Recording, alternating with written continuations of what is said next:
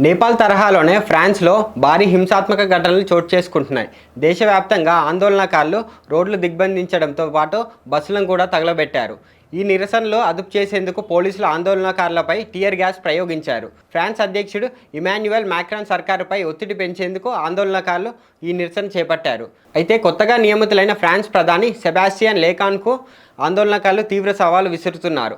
ఈ హింసాత్మక ఆందోళనల నేపథ్యంలో ఫ్రాన్స్ ప్రభుత్వం స్పందించింది.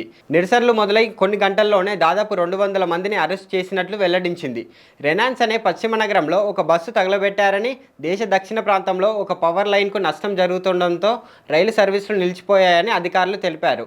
నిరసనలు అదుపు చేసేందుకు ఫ్రాన్స్ ప్రభుత్వం దేశవ్యాప్తంగా 80,000 మంది పోలీసులు మోహరించింది. ఇదిలా ఉండగా ఫ్రాన్స్ అధ్యక్షుడు మాక్రాన్ రక్షణ మంత్రి సెబాస్టియన్ లేకాన్ను ఫ్రాన్స్ కొత్త ప్రధానమంత్రిగా నియమించడాన్ని బలంగా సమర్థించుకున్నారు. ఇమాన్యుయల్ మాక్రాన్కు చాలా కాలంగా నమ్మకస్తుడిగా ఉన్న లేకాన్ ఫ్రాన్స్కు 5వ ప్రధానమంత్రి కావడం విశేషం.